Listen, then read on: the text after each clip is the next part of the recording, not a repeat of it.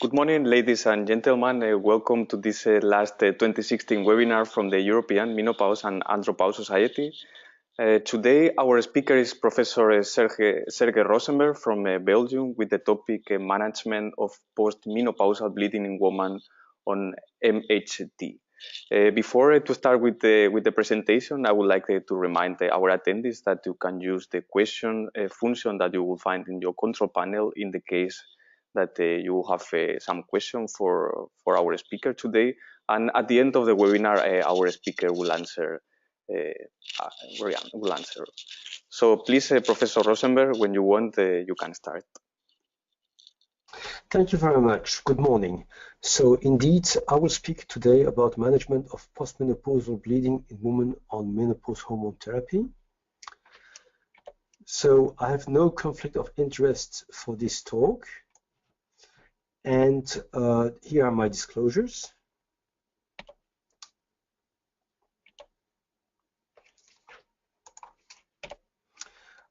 During this session, we will try to understand how to manage bleeding. I hope we will succeed in that. And we will discuss also when there is a need to investigate bleeding when using menopause hormone therapy. We will use clinical vignettes, and also we will be based on evidence-based medicine when it is appropriate. So I will start first with vignette number 1. This is a lady that is 55 years old, and she consults for abnormal bleeding, and her history reveals that she's using oral estrogen therapy, menopause hormone therapy with estrogens since 6 years. So are you satisfied with this information? Well, clearly no, because you would like probably some more information, whether she's using progestin, whether she uses what kind of dosage of estrogen she uses, the type of estrogen, since how long, whether she has risk factors, etc. So indeed, this patient was not taking progestin. And the first question is this a problem that concerns a lot of patients? Do we see many patients like that? Is it frequent? Well, actually, it happens quite a lot, and it may happen either because her physician did not prescribe progestin, or she may have forgotten to take it, or she may have had a compliance with a problem, or she may have stopped it because she didn't like it and she had some problem of intolerance. Now, according to some survey, depending on the studies, but up to 10% of women in some surveys don't take the progestin on a regular basis. Is this a serious concern? Well, yes, because there might be some chances of being affected and developing a hyperplasia or cancer of the uterus. And do we need to investigate the bleeding, and if so, how? So these are the questions that we will discuss now. Now, the risk of hyperplasia in women with unopposed estrogen therapy versus placebo has been studied in several studies. And we know that there's a dose response clear, dose response, and also a response according to duration of treatment. Actually, after 1 year of treatment, low dose of unopposed estrogen was associated with a marginally non-significant increase in endometrial hyperplasia compared to placebo. But the increased risk was clearly higher after 2 to 3 years of use of estrogen unopposed. And with moderate doses, and we speak here about 1 milligram of estradiol, the odds ratio is around 12. And with higher doses, we speak here about 2 milligrams, the odds ratio is about 13. So clearly there is an increased risk quite rapidly. So do we need to investigate the bleeding, and if so, how? But first of all, I want just to say, because I mentioned the fact that some women don't tolerate oral progestin. Well, we can try to change the progestin, and sometimes that will solve the problem. You can also sometimes use an IUD with progestin. And I just want to mention also the fact that conjugated estrogen and bacidoxifene are a new possibility in our arsenal in order to avoid the progestin. Now, I also want to mention before continuing that in women to whom you will prescribe menopause hormone therapy and who have had abnormal bleeding, this bleeding should be assessed before starting the therapy with, of course, ultrasound first to rule out some pathologies, and sometimes also with endometrial biopsy to rule out atypical endometrial hyperplasia or carcinoma. Now, I will continue and coming to a little bit more subtle patient, vignette number 2, and she's still 55 years old and she has abnormal bleeding, and her history reveals that she's using an estrogen preparation, average doses, 1 milligram estradiol, let's say, and this since 3 years continuously, and she uses the progestin, but she used only every 3 months for 14 days. Now, is that a good way to use such a regimen? Well, actually, probably not, because it has been studied, and this is a paper that appeared about 17 years ago in the New England. The study was actually prematurely stopped because it showed that with such a regimen, with quarterly progestin regimens, actually, you have a higher risk of endometrial hyperplasia. So it is not a sufficient way of using progestin. This is a different vignette of a woman who uses, again, 1 milligram of estradiol or 0.625 milligram of conjugated estrogen since 3 years, but no, this time she used the progestin every month for 7 days. Is that fine? Well, the risk of endometrial cancer is still raised around an odds ratio of around 3, as shown by a study by White-Bass that studied it extensively. Now, to synthesize that, this is a summary in a study published, a nice paper published by Roberts and al. In Maturitas, the journal of our society.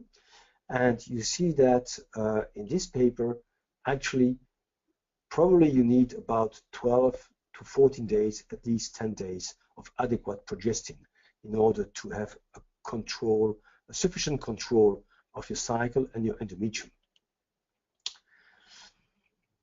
So this time, this woman is taking a progestin and an estrogen, and the progestin is taking 14 days at an appropriate dose, and she's bleeding. And she started her therapy a few months ago. Is there reason for concern? Well, actually, no, because we know that 80–90% have monthly withdrawal bleeding. So we need to inform our patient about that this is a totally normal situation and it should be accepted.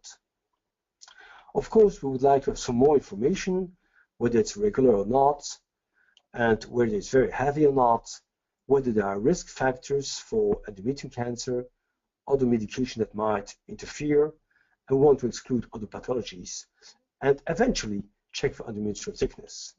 Now, when does the bleeding occur? Well, in most people, it will occur either at the end of the treatment with the progestin or shortly after discontinuation of the progestin. And that is quite normal. Of course, if it starts to become very heavy bleeding and more and more and more, then there is reason to suggest the presence of intrauterine pathology, and it should be assessed. And if women have poor compliance, the bleeding can be very irregular, and that should be checked also, of course. And if there is a problem, a gastrointestinal problem that coincides, of course, these women may have nausea, vomiting, and diarrhea, and that may be the cause of bleeding also. If they have other pathologies like chronic liver disease, or they're a heavy smoker, the metabolization of the steroids may be different, and that may be a reason also of the bleeding, or if they take some other drugs that interfere with the steroids, of course. So we need more information. But if the bleeding is regular, it's not heavy, there are no risk factors, there is no other medication, and we've excluded important pathologies, well, there is no reason for concern. Endometrial thickness can be measured if it's easy to do, but it should not be systematically done in asymptomatic women, of course. It can be done in symptomatic women. And you have to measure the endometrial echo complex, the double layer, as shown here, or here, again. But if everything is normal, the most important message is that you should reassure your patients. Indeed, in women with adequate treatment, the most frequent reasons for bleeding are atrophic endometrium and use of hormone therapy. Of course, we want to rule out endometrial cancer and endometrial hyperplasia or polyps, but if the bleeding is regular, there is no really reason to do so.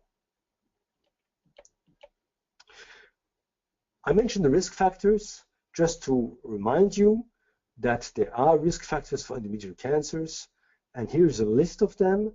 Obesity is one that's very frequent. We have to face an obesity epidemic. Diabetes also. In some families, like families with a high penetration of Lynch syndrome, for instance, or women who have suffered from polycystic ovarian syndrome, well, the risk of endometrial cancer is higher, and you may want to rule out endometrial hyperplasia. So what's the use of, how do we investigate it? Well, you can use a transvaginal ultrasound, followed by hysteroscopy if needed, or dilatation and curettage, or biopsy.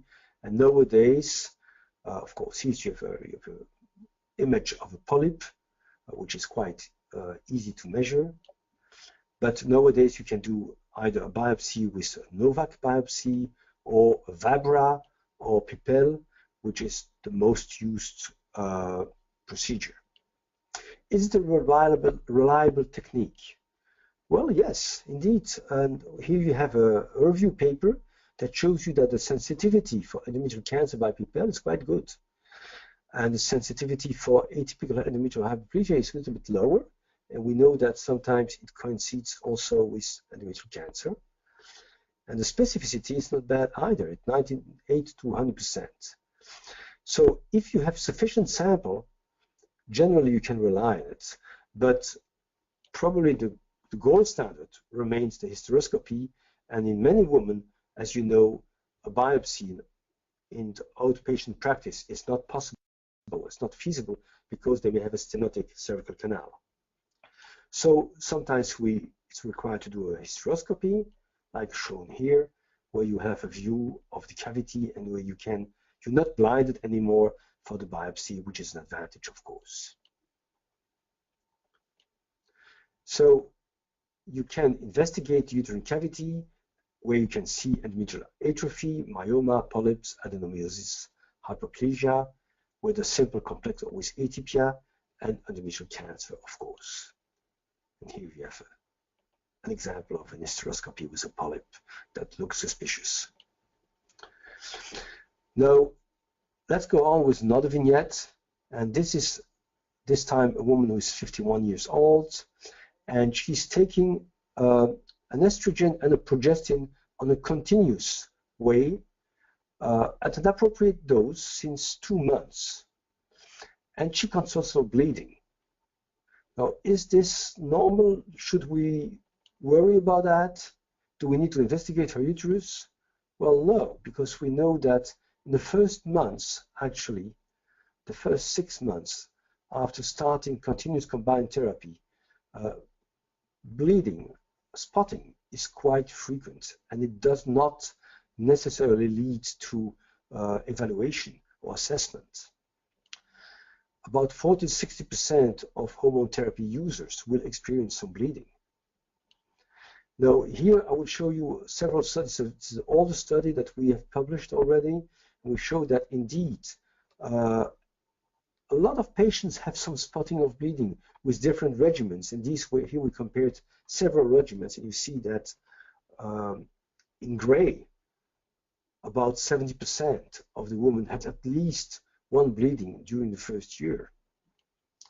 Now, with lower doses, you reduce the risk of bleeding. When you give a low dose of estrogen, and if you give 0.5 milligram instead of 1 milligram of estradiol, you have a reduced rate of spotting, an increased rate of amenorrhea. Similarly, when you give tibolone on the low doses, you have probably a better bleeding profile. And similarly also, when you use new regimens like, for instance, conjugate estrogen on low doses with bazedoxifene, then you have a higher rate of amenorrhea and a lower rate of spotting, as shown in this slide here, as compared to the classical regimens with estradiol and MPA. But still, it happens, and we shouldn't worry unless, of course, it is different. The bleeding starts not at the beginning of the medication, but after a few months. If the bleeding starts after 6 months and it's irregular or it's heavy, then we should worry. And then we should rule out pathologies like hyperplasia, carcinoma of fibroids or polyps. So this is quite a different pattern. Now, is transvaginal ultrasound useful for evaluating endometrial thickness? This is a study, and I will not go in all the details of the study, where they try to assess that systematically, and it works. But in opposite to women who are not treated with menopause hormone therapy, the endometrial thickness can be measured also using menopause hormone therapy, but the threshold level, the classical threshold level of 4.5 millimeter, where we say that above that level there is a pathology, is probably not true when using menopause hormone therapy. We will have a much higher rate of false positive if we use such a level. And you can combine it with a Doppler, of course. And this is a result where you see the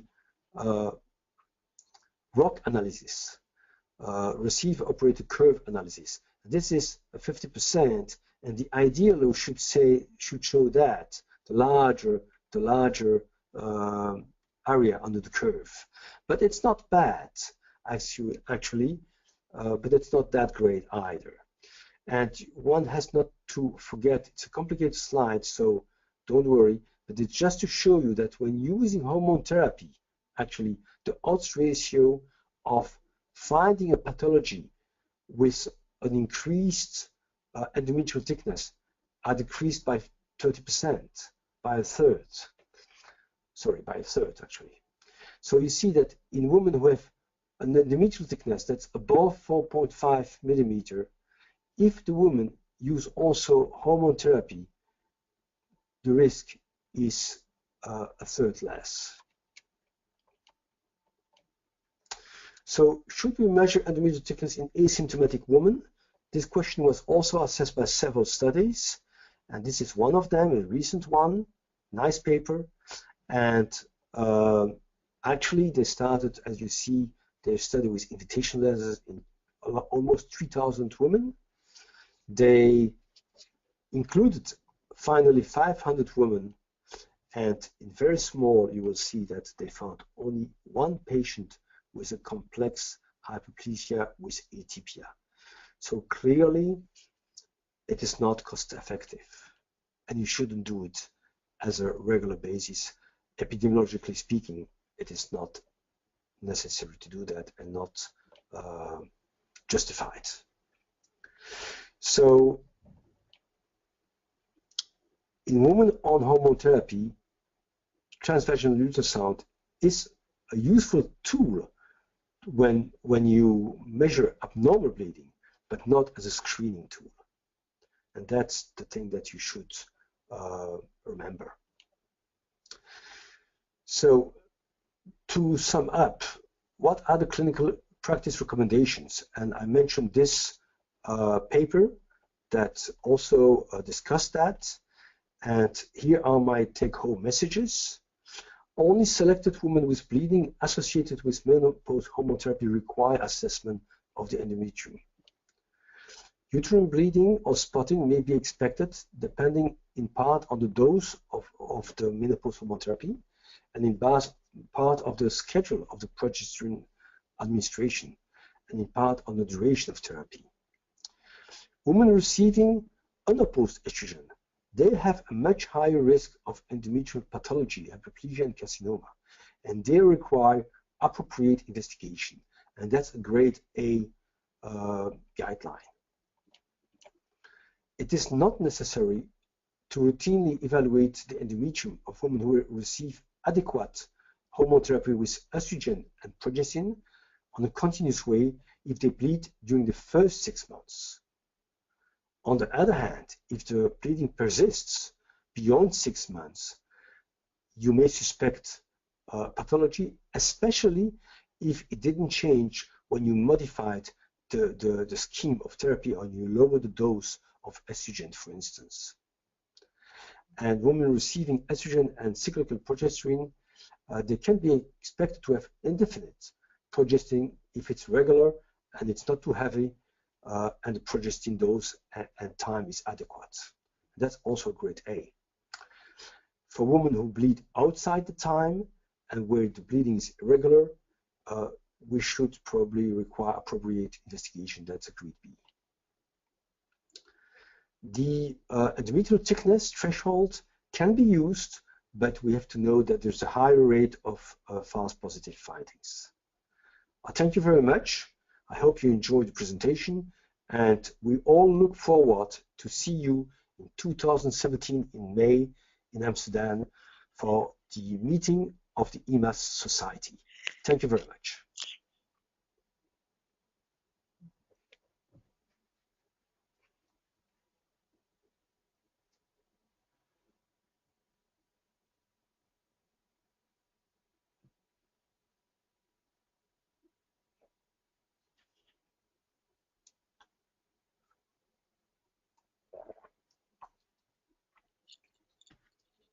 And now we continue with the polls. So will appear on your screen as a pop-up. So you will have a few seconds to answer the option that you think that is correct. So here we have the first one.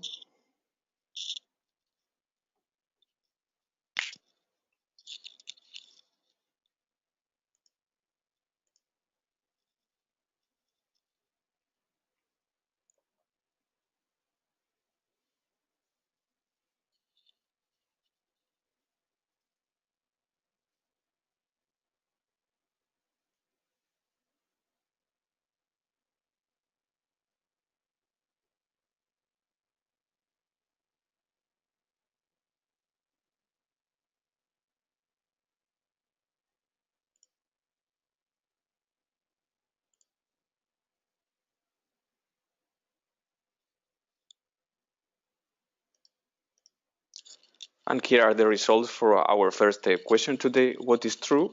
Assessment of endometrium by ultrasound should occur systematically when prescribing post-menopausal hormone.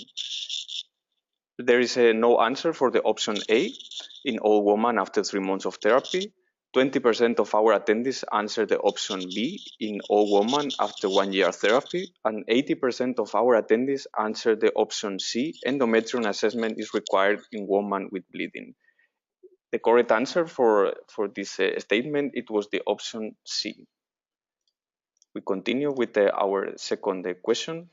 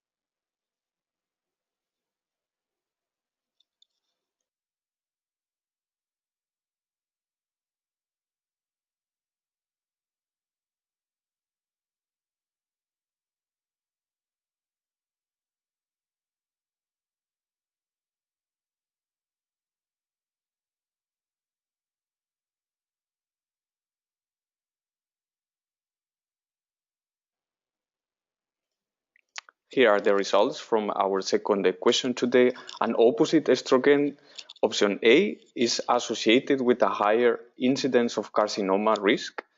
It was selected by 100% of our attendees, and for the options B and C, there were no answer. So in this case, it's clear that the correct answer is the option A. So we continue with our last poll today.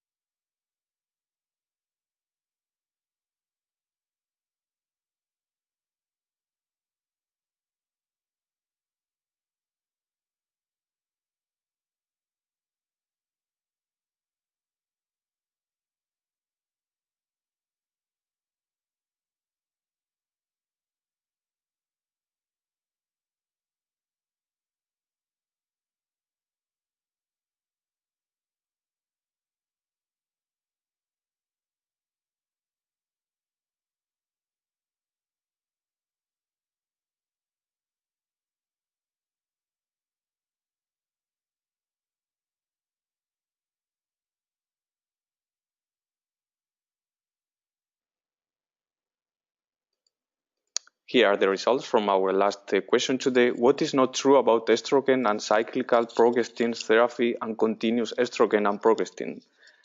There are no answers for the option A, can be associated with a withdrawal bleeding.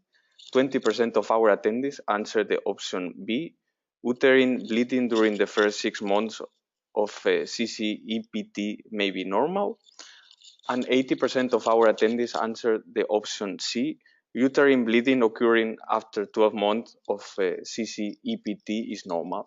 So in this case, the correct answer is the option C. So we continue. We will give to our attendees 1 more minute if they want to write some question for Professor Rozenberg, and he will be very glad to answer.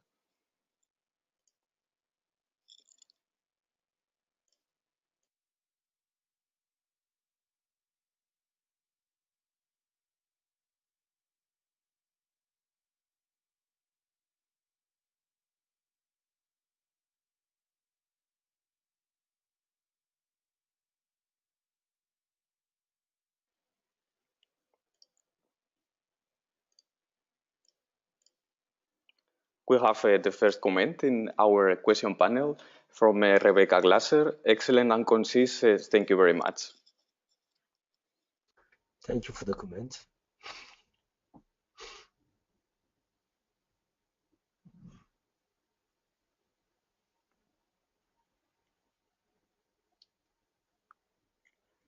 Looks like that there are no more questions for Professor Rozenberg. So thank you very much, Professor Rozenberg, for being with us today and for an excellent presentation. It was really a pleasure. Thank you for your help, and have a nice day to all of you.